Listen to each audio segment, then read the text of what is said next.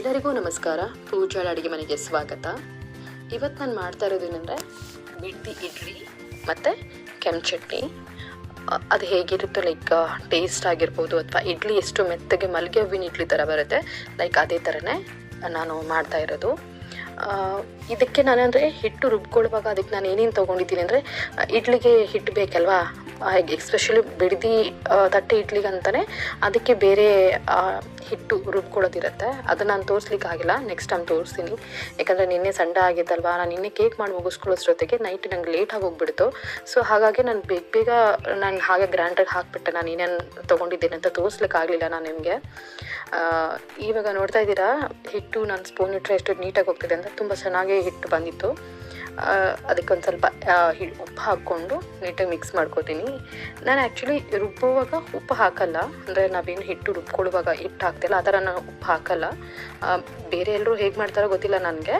So especially ನಾನು ಹಾಕಲ್ಲ. ಸ್ವಲ್ಪ ಜನ ನಾನು ನೋಡ್ದಂಗೆ ಉಪ್ಪು ರುಬ್ಬುವಾಗ ಹಾಕಿಬಿಡ್ತಾರೆ, ನಾನು ಅವಾಗ ಹಾಕಲ್ಲ. ಬೆಳಿಗ್ಗೆ ನಾನು ಯಾವಾಗ ಮಾಡ್ತಿರ್ತೀನೋ ಆವಾಗಲೇ ಉಪ್ಪು ನಾನು ಹಾಕ್ಕೊಂಡು ಕಲಿಸ್ಕೊಳ್ಳೋದು.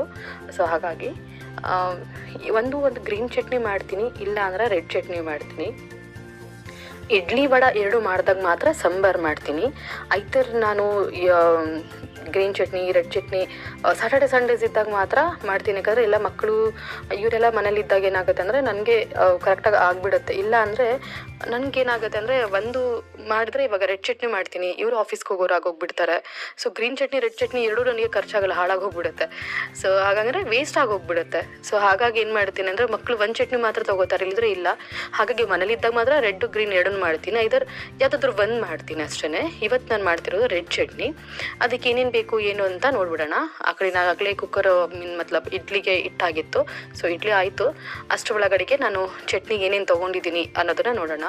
ಒಂದು ಬಾಳೆಗೆ ಏನು ಮಾಡ್ತಿದ್ದೀನಿ ಅಂತಂದರೆ, ಒಂದು ಸ್ವಲ್ಪ 2 ಟೇಬಲ್ ಸ್ಪೂನ್ ಆಗುವಷ್ಟು ಎಣ್ಣೆ ಹಾಕ್ಕೊಂಡು 3 ಟೊಮೆಟೊ ಹಣ್ಣು ತೊಗೊಂಡಿದ್ದೀನಿ. ಆ್ಯಪಲ್ ಟೊಮೊಟೊ ತೊಗೋತಾ ಇರೋದು ನಾನಿಲ್ಲಿ. ರಫ್ಲಿ ಕಟ್ ಮಾಡ್ಕೋತೀನಿ, ತುಂಬ ಸಣ್ಣದಾಗಿ ಕಟ್ ಮಾಡ್ಬೇಕು ಹೀಗೆ ಹಾಗೆ ಅಂತೆಲ್ಲ ರಫ್ಲಿ ನಾವು ಕಟ್ ಮಾಡಿಕೊಂಡ್ರೆ ಆಯಿತು.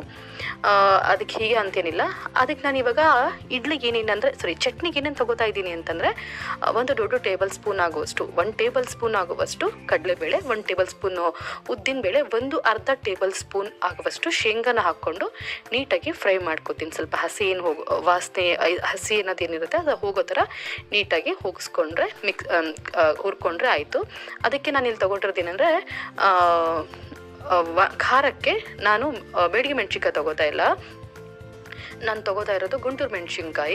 ಯಾಕಂದರೆ ಕಲರ್ಗೂ ಅದಕ್ಕೂ ನನಗೆ ಕರೆಕ್ಟಾಗಿದೆ ಮೆಣಸಿನ್ಕಾಯಿ, ಹಾಗಾಗಿ ಅದನ್ನು ತೊಗೋತಿದ್ದೀನಿ. ಬೇಕನ್ನೋರು ಇದನ್ನು ತೊಗೋಬೋದು, ಗುಂಟೂರು ತೊಗೋಬೋದು, ತೆನ್ನ ಬೇಡಿಗೆನೂ ಕೂಡ ತೊಗೋಬೋದು.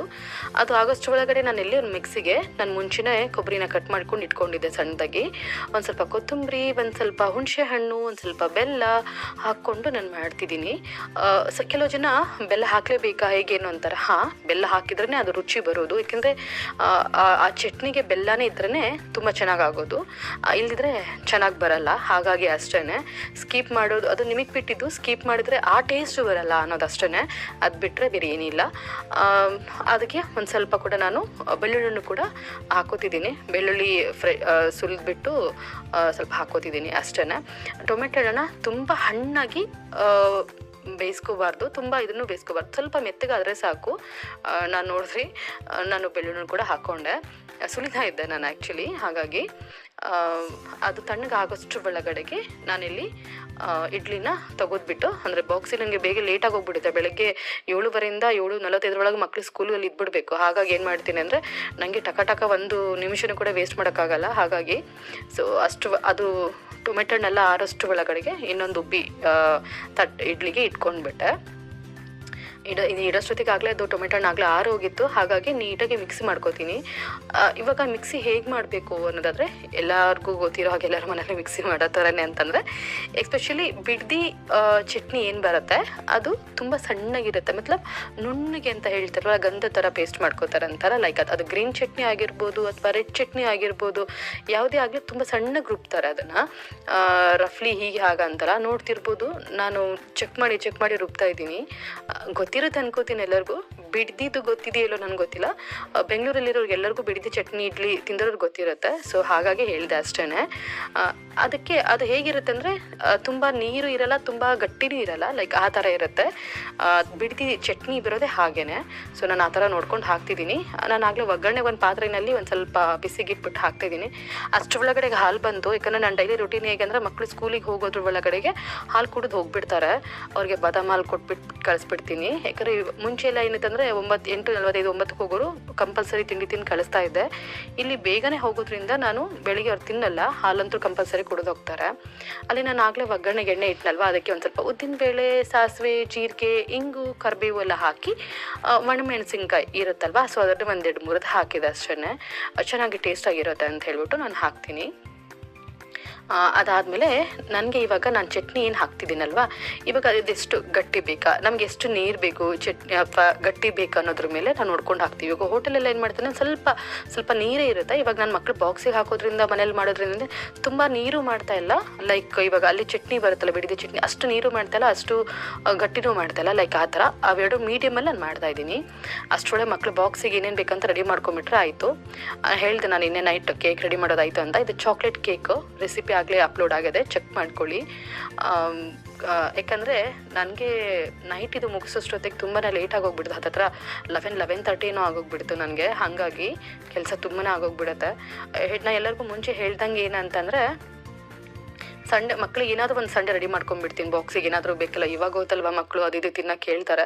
ಆಚೆ ತರೋದಕ್ಕಿಂತ ಮನೇಲಿ ಮಾಡೋದು ಬೆಟರ್ ಅಂತ ನಾನು ಯಾವಾಗಲೂ ಮನೇಲೇ ಪ್ರಿಫರ್ ಮಾಡ್ತೀನಿ ಮಾಡಲಿಕ್ಕೆ ಅಂತ ಹೇಳ್ಬಿಟ್ಟು. ಅದು ಬಿಟ್ಟರೆ ತಂದೆ ಕೊಡಲ್ಲ ಅಂತಲ್ಲ, ಆಚೆಗೆ ತರ್ತೀನಿ ತುಂಬ ಕಡಿಮೆ. ಇದೆಲ್ಲ ಮನೇಲೇ ಮಾಡೋದ್ರಿಂದ ಸೊ ಅಷ್ಟಾಗಿ ತರೋದು ಕಡಿಮೆ. ಎಸ್ಪೆಷಲಿ ನನ್ನ ಮಗನಿಗೆ ಊಟ ವಿಷಯದಲ್ಲಿ ಸ್ವಲ್ಪ ತಲೆನೋವು ಜಾಸ್ತಿ, ತುಂಬ ಕಾಡ್ತಾನೆ. ಹಾಗಾಗಿ ಅವನ್ನೆಲ್ಲ ನೋಡ್ಕೊಂಡ್ಬಿಟ್ಟು ಮಾಡಬೇಕು. ಚಟ್ನಿ ಆದ್ರೂ ನಾನು ತುಂಬ ಖಾರ ಮಾಡಿಲ್ಲ, ತುಂಬ ಸಪ್ಪಿನೂ ಮಾಡಿಲ್ಲ, ಮೀಡಿಯಮ್ ಖಾರ. ಯಾಕಂದರೆ ಮಕ್ಳಿಗೆ ಕಟ್ಟೋದಿರೋದ್ರಿಂದ ನಾನು ಏನು ಮಾಡ್ತೀನಿ, ತುಂಬ ಖಾರ ಮಾಡಲ್ಲ, ಮೀಡಿಯಮ್ ಖಾರದಲ್ಲೇ ಮಾಡಿರ್ತೀನಿ. ಹಾಗಾಗಿ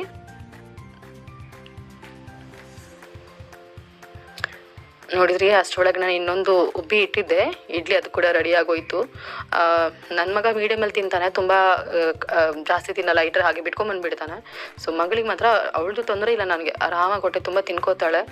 ಯಾಕಂದರೆ ನನಗೆ ಇವರು ಹಾಲು ಬಿಸಿ ಆಗೋಷ್ಟರೊಳಗಡೆಗೆ ಇವರಿಗೆ ನಾನು ಬಾಕ್ಸ್ ರೆಡಿ ಮಾಡಿ ಇವರಿಗೆ ಹಾಲು ಹಾಕೊಡೋಷ್ಟೊತ್ತಿಗೆ ನಾನು ಇವ್ರು ಹಾಲು ಕುಡ್ಕೊಂಬಷ್ಟೊತ್ತಿಗೆ ನಾನು ಸ್ನಾನ ಆಗ್ಬಿಟ್ಟು ಮುಗಿಸ್ಕೊಂಡು ಬಂದುಬಿಡ್ತೀನಿ. ನನಗೆ ಫಟಾಫಟ್ ಟೈಮೇ ಸಿಗಲ್ಲ ಮಕ್ಳಿಗೆ. ನಾನಂತಲ್ಲ, ಪ್ರತಿಯೊಂದು ಅಮ್ಮಂದ್ರಿಗೆ ಇದು ಪ್ರಾಬ್ಲಮ್ ಗೊತ್ತಿದ್ದೇ ಇರುತ್ತೆ.